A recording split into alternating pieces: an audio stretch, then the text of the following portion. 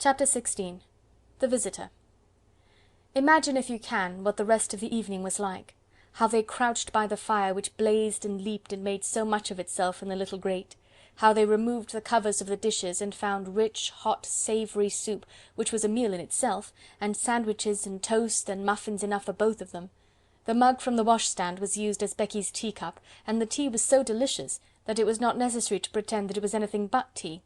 They were warm and full-fed and happy, and it was just like Sara that, having found her strange good fortune real, she should give herself up to the enjoyment of it to the utmost.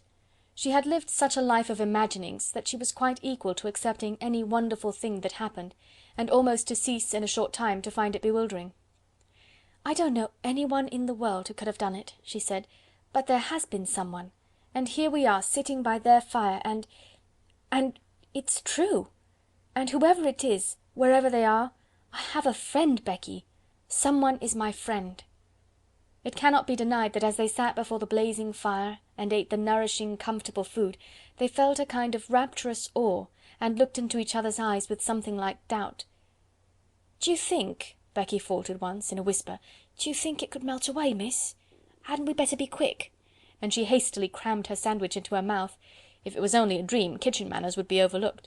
"No, it won't melt away," said Sara. "I am eating this muffin, and I can taste it. You never really eat things in dreams. You only think you are going to eat them.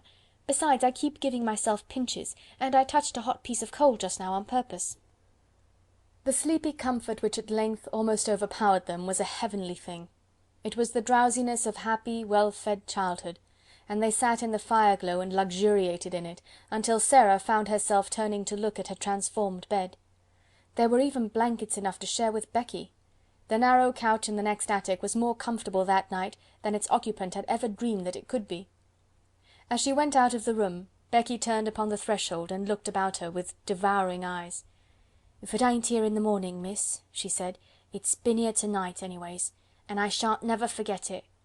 She looked at each particular thing, as if to commit it to memory. "The fire was there," pointing with her finger, "and the table was before it, and the lamp was there, and the light looked rosy red, and there was a satin cover on your bed, and a warm rug on the floor, and everything looked beautiful, and—" She paused a second, and laid her hand on her stomach tenderly. "There was soup and sandwiches and muffins, there was." And with this conviction of reality at least, she went away. Through the mysterious agency which works in schools and among servants, it was quite well known in the morning that Sara Crewe was in horrible disgrace, that Ermengarde was under punishment, and that Becky would have been packed out of the house before breakfast, but that a scullery maid could not be dispensed with at once. The servants knew that she was allowed to stay because Miss Minchin could not easily find another creature helpless and humble enough to work like a bounden slave for so few shillings a week. The elder girls in the schoolroom knew that if Miss Minchin did not send Sara away, it was for practical reasons of her own. "She's growing so fast, and learning such a lot somehow," said Jessie to Lavinia, "that she will be given classes soon, and Miss Minchin knows she will have to work for nothing. It was rather nasty of you, Lavvy, to tell about her having fun in the garret. How did you find it out?" "I got it out of Lottie. She's such a baby, she didn't know she was telling me. There was nothing nasty at all in speaking to Miss Minchin. I felt it my duty," priggishly.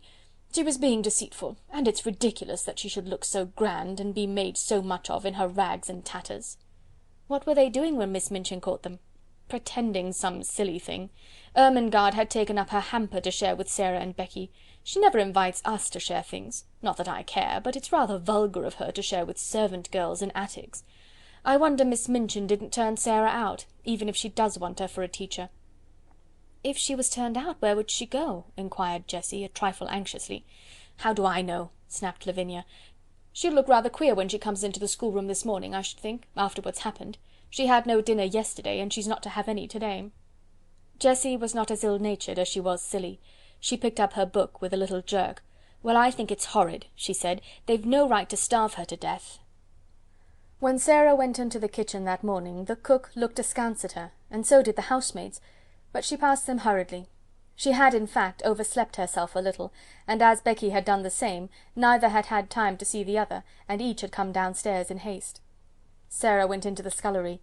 Becky was violently scrubbing a kettle, and was actually gurgling a little song in her throat. She looked up with a wildly elated face. "It was there when I wakened, miss, the blanket," she whispered excitedly. "It was as real as it was last night." "So was mine," said Sara. "It is all there now, all of it. While I was dressing I ate some of the cold things we left." "Oh laws, oh laws!" Becky uttered the exclamation in a sort of rapturous groan, and ducked her head over her kettle just in time, as the cook came in from the kitchen. Miss Minchin had expected to see in Sara, when she appeared in the schoolroom, very much what Lavinia had expected to see. Sara had always been an annoying puzzle to her, because severity never made her cry or looked frightened. When she was scolded, she stood still and listened politely, with a grave face. When she was punished, she performed her extra tasks, or went without her meals, making no complaint or outward sign of rebellion. The very fact that she never made an impudent answer seemed to Miss Minchin a kind of impudence in itself. But after yesterday's deprivation of meals, the violent scene of last night, the prospect of hunger to-day, she must surely have broken down. It would be strange indeed if she did not come downstairs with pale cheeks and red eyes and an unhappy, humbled face. Miss Minchin saw her for the first time when she entered the schoolroom to hear the little French class recite its lessons and superintend its exercises. And she came in with a springing step, colour in her cheeks, and a smile hovering about the corners of her mouth. It was the most astonishing thing Miss Minchin had ever known. It gave her quite a shock. What was the child made of? What could such a thing mean? She called her at once to her desk. "You do not look as if you realise that you are in disgrace," she said. "Are you absolutely hardened?" The truth is, that when one is still a child, or even if one is grown up, and has been well fed, and has slept long and softly and warm, when one has gone to sleep in the midst of a fairy story, and has wakened to find it real, one cannot be unhappy, or even look as if one were, and one could not, if one tried, keep a glow of joy out of one's eyes. Miss Minchin was almost struck dumb by the look of Sara's eyes when she made her perfectly respectful answer. "I beg your pardon, Miss Minchin," she said. "I know that I am in disgrace." "Be good enough not to forget it, and look as if you had come into a fortune. It is an impertinence. And remember, you are to have no food to-day." "Yes, Miss Minchin," Sara answered, but as she turned away her heart leaped with the memory of what yesterday had been. If the magic had not saved me just in time, she thought, how horrible it would have been. "She can't be very hungry," whispered Lavinia. "Just look at her. Perhaps she is pretending she has had a good breakfast," with a spiteful laugh. "She's different from other people," said Jessie, watching Sara with her class. "Sometimes I'm a bit frightened of her." "Ridiculous thing!" ejaculated Lavinia. All through the day the light was in Sara's face, and the colour in her cheek. The servants cast puzzled glances at her, and whispered to each other, and Miss Amelia's small blue eyes wore an expression of bewilderment. What such an audacious look of well-being under august displeasure could mean, she could not understand. It was, however, just like Sara's singular obstinate way. She was probably determined to brave the matter out. One thing Sara had resolved upon as she thought things over. The wonders which had happened must be kept a secret, if such a thing were possible. If Miss Minchin should choose to mount to the attic again, of course all would be discovered, but it did not seem likely that she would do so for some time at least, unless she was led by suspicion. Ermengarde and Lottie would be watched with such strictness that they would not dare to steal out of their beds again. Ermengarde could be told the story and trusted to keep it secret. If Lottie made any discoveries, she could be bound to secrecy also. Perhaps the magic itself would help to hide its own marvels. But whatever happens, Sara kept saying to herself all day, whatever happens, somewhere in the world there is a heavenly kind person who is my friend, my friend. If I never know who it is, if I never can even thank him, I shall never feel quite so lonely. Oh, the magic is good to me. If it was possible for weather to be worse than it had been the day before, it was worse this day. Wetter, muddier, colder.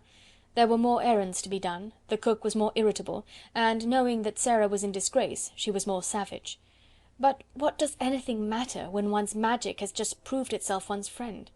Sara's supper of the night before had given her strength. She knew that she should sleep well and warmly, and even though she had naturally begun to be hungry again before evening, she felt that she could bear it until breakfast time the following day, when her meals would surely be given to her again. It was quite late when she was at last allowed to go upstairs. She had been told to go into the schoolroom and study until 10 o'clock, and she had become interested in her work and remained over her books later. When she reached the top flight of stairs and stood before the attic door, it must be confessed that her heart beat rather fast.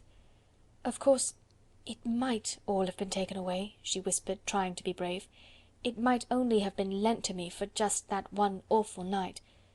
But it was lent to me. I had it. It was real." She pushed the door open and went in. Once inside, she gasped slightly, shut the door, and stood with her back against it, looking from side to side. The magic had been there again. It actually had, and it had done even more than before. The fire was blazing in lovely leaping flames more merrily than ever. A number of new things had been brought into the attic, which so altered the look of it, that if she had not been past doubting, she would have rubbed her eyes. Upon the low table another supper stood, this time with cups and plates for Becky as well as herself. A piece of bright, heavy, strange embroidery covered the battered mantel, and on it some ornaments had been placed. All the bare, ugly things which could be covered with draperies had been concealed, and made to look quite pretty. Some odd materials of rich colours had been fastened against the wall with fine, sharp tacks, so sharp that they could be pressed into the wood and plaster without hammering. Some brilliant fans were pinned up, and there were several large cushions, big and substantial enough to use as seats. A wooden box was covered with a rug, and some cushions lay on it, so that it quite wore the air of a sofa. Sara slowly moved away from the door, and simply sat down and looked again. "It is exactly like something fairy come true," she said. "There isn't the least difference. I feel as if I might wish for anything, diamonds or bags of gold, and they would appear. That wouldn't be any stranger than this. Is this my garret? Am I the same cold, ragged, damp Sara? And to think I used to pretend and wish there were fairies. The one thing I always wanted was to see a fairy story come true. I am living in a fairy story. I feel as if I might be a fairy myself, and be able to turn things into anything else." She rose and knocked upon the wall for the prisoner in the next cell, and the prisoner came. When she entered, she almost dropped in a heap upon the floor. For a few seconds she quite lost her breath. "Oh, laws!" she gasped. "Oh, laws, miss!" "You see," said Sara. On this night Becky sat on a cushion upon the hearthrug, and had a cup and saucer of her own. When Sara went to bed, she found that she had a new thick mattress and big downy pillows. Her old mattress and pillow had been removed to Becky's bedstead, and consequently, with these additions, Becky had been supplied with unheard of comfort. "Where does it all come from?" Becky broke forth once. "Laws, who does it, miss?" "Don't let us even ask," said Sara. "If it were not that I want to say thank you, I would rather not know. It makes it more beautiful." From that time life became more wonderful day by day. The fairy story continued. Almost every day something new was done, some new comfort or ornament appeared each time Sara opened the door at night, until in a short time the attic was a beautiful little room full of all sorts of odd and luxurious things. The ugly walls were gradually entirely covered with pictures and draperies. Ingenious pieces of folding furniture appeared, a bookshelf was hung up and filled with books. New comforts and conveniences appeared one by one, until there seemed nothing left to be desired. When Sara went downstairs in the morning, the remains of the supper were on the table, and when she returned to the attic in the evening, the magician had removed them, and left another nice little meal. Miss Minchin was as harsh and insulting as ever, Miss Amelia as peevish, and the servants were as vulgar and rude. Sara was sent on errands in all weathers, and scolded and driven hither and thither. She was scarcely allowed to speak to Ermengarde and Lottie. Lavinia sneered at the increasing shabbiness of her clothes, and the other girls stared curiously at her when she appeared in the schoolroom. But what did it all matter while she was living in this wonderful, mysterious story? It was more romantic and delightful than anything she had ever invented to comfort her starved young soul and save herself from despair. Sometimes, when she was scolded, she could scarcely keep from smiling. "If you only knew," she was saying to herself, "if you only knew." The comfort and happiness she enjoyed were making her stronger, and she had them always to look forward to. If she came home from her errands wet and tired and hungry, she knew she would soon be warm and well fed after she had climbed the stairs. During the hardest day she could occupy herself blissfully by thinking of what she should see when she opened the attic door, and wondering what new delight had been prepared for her. In a very short time she began to look less thin. Colour came into her cheeks, and her eyes did not seem so much too big for her face. "Sara Crewe looks wonderfully well," Miss Minchin remarked disapprovingly to her sister. "Yes," answered poor silly Miss Amelia, "she is absolutely fattening. She was beginning to look like a little starved crow." "Starved!" exclaimed Miss Minchin angrily. There was no reason why she should look starved. She always had plenty to eat." "Oh, of course," agreed Miss Amelia, humbly, alarmed to find that she had, as usual, said the wrong thing. "There is something very disagreeable in seeing that sort of thing in a child her age," said Miss Minchin, with haughty vagueness. "What sort of thing?" Miss Amelia ventured. "It might almost be called defiance," answered Miss Minchin, feeling annoyed, because she knew the thing she resented was nothing like defiance, and she did not know what other unpleasant term to use. "The spirit and will of any other child would have been entirely humbled and broken by the changes she has had to submit to. But upon my word, she seems as little subdued as if she were a princess." "Do you remember," put in the unwise Miss Amelia, "what she said to you that day in the schoolroom about what you would do if you found out that she was—" "No, I don't," said Miss Minchin. "Don't talk nonsense." But she remembered very clearly indeed. Very naturally, even Becky was beginning to look plumper and less frightened. She could not help it. She had her share in the secret fairy story too. She had 2 mattresses, 2 pillows, plenty of bed covering, and every night a hot supper and a seat on the cushions by the fire. The Bastille had melted away, the prisoners no longer existed. 2 comforted children sat in the midst of delights. Sometimes Sara read aloud from her books, sometimes she learned her own lessons, sometimes she sat and looked into the fire, and tried to imagine who her friend could be, and wished she could say to him some of the things in her heart. Then it came about that another wonderful thing happened. A man came to the door and left several parcels. All were addressed in large letters, "To the little girl in the right-hand attic." Sara herself was sent to open the door and take them in. She laid the 2 largest parcels on the hall table, and was looking at the address, when Miss Minchin came down the stairs and saw her.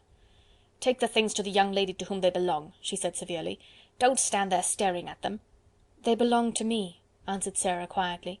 "To you?" exclaimed Miss Minchin. "What do you mean?" "I don't know where they come from," said Sara, "but they are addressed to me. I sleep in the right-hand attic, Becky has the other one." Miss Minchin came to her side and looked at the parcels with an excited expression. "What is in them?" she demanded. "I don't know," replied Sara. "Open them," she ordered. Sara did as she was told. When the packages were unfolded, Miss Minchin's countenance wore suddenly a singular expression. What she saw was pretty and comfortable clothing, clothing of different kinds, shoes, stockings and gloves, and a warm and beautiful coat. There was even a nice hat and an umbrella. They were all good and expensive things, and on the pocket of the coat was pinned a paper on which were written these words: "To be worn every day, will be replaced by others when necessary." Miss Minchin was quite agitated. This was an incident which suggested strange things to her sordid mind. Could it be that she had made a mistake after all, and that the neglected child had some powerful though eccentric friend in the background, perhaps some previously unknown relation, who had suddenly traced her whereabouts, and chose to provide for her in this mysterious and fantastic way? Relations were sometimes very odd, particularly rich old bachelor uncles, who did not care for having children near them. A man of that sort might prefer to overlook his young relations' welfare at a distance. Such a person, however, would be sure to be crotchety and hot-tempered enough to be easily offended. It would not be very pleasant if there were such a one, and he should learn all the truth about the thin shabby clothes, the scant food, and the hard work. She felt very queer indeed, and very uncertain, and she gave a side glance at Sara. "Well," she said, in a voice such as she had never used since the little girl lost her father, "someone is very kind to you. As the things have been sent, and you are to have new ones when they are worn out, you may as well go and put them on, and look respectable. After you are dressed, you may come downstairs and learn your lessons in the schoolroom. You need not go out on any more errands to-day." About half an hour afterward, when the schoolroom door opened and Sara walked in, the entire seminary was struck dumb. "My word!" ejaculated Jessie, jogging Lavinia's elbow. "Look at the Princess Sara!" Everybody was looking, and when Lavinia looked, she turned quite red. It was the Princess Sara indeed. At least, since the days when she had been a princess, Sara had never looked as she did now. She did not seem the Sara they had seen come down the back stairs a few hours ago. She was dressed in the kind of frock Lavinia had been used to envying her the possession of. It was deep and warm in colour, and beautifully made. Her slender feet looked as they had done when Jessie had admired them, and the hair, whose heavy locks had made her look rather like a Shetland pony when it fell loose about her small, odd face, was tied back with a ribbon. "Perhaps someone has left her a fortune," Jessie whispered. I always thought something would happen to her. She's so queer." "Perhaps the diamond mines have suddenly reappeared again," said Lavinia scathingly. "Don't please her by staring at her in that way, you silly thing." "Sarah," broke in Miss Minchin's deep voice, "come and sit here." And while the whole schoolroom stared and pushed with elbows, and scarcely made any effort to conceal its excited curiosity, Sarah went to her old seat of honour, and bent her head over her books. That night, when she went to her room, after she and Becky had eaten their supper, she sat and looked at the fire seriously for a long time. "Are you making something up in your head, miss?" Becky inquired with respectful softness. When Sarah sat in silence and looked into the coals with dreaming eyes, it generally meant that she was making a new story, but this time she was not, and she shook her head. "No," she answered, "I am wondering what I ought to do." Becky stared, still respectfully. She was filled with something approaching reverence for everything Sarah did and said. "I can't help thinking about my friend," Sarah explained. "If he wants to keep himself a secret, it would be rude to try and find out who he is. But I do so want him to know how thankful I am to him, and how happy he has made me. Anyone who is kind wants to know when people have been made happy. They care for that more than for being thanked. I do wish..."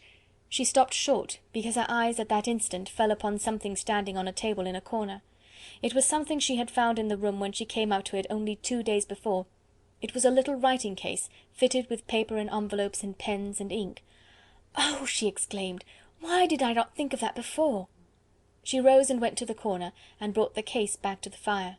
"I can write to him," she said joyfully, "and leave it on the table. Then perhaps the person who takes the things away will take it too. I won't ask him anything. He won't mind my thanking him, I feel sure." So she wrote a note. This is what she said: "I hope you will not think it is impolite that I should write this note to you when you wish to keep yourself a secret. Please believe I do not mean to be impolite, or try to find out anything at all. I only want to thank you for being so kind to me, so heavenly kind, and making everything like a fairy story. I am so grateful to you, and I am so happy, and so is Becky. Becky feels just as thankful as I do. It is all just as beautiful and wonderful to her as it is to me. We used to be so lonely and cold and hungry, and now... Oh, just thank you for what you have done for us. Please let me just say these words. It seems as if I ought to say them. Thank you, thank you, thank you. The Little Girl in the Attic." The next morning she left this on the little table, and in the evening it had been taken away with the other things, so she knew the magician had received it, and she was happier for the thought.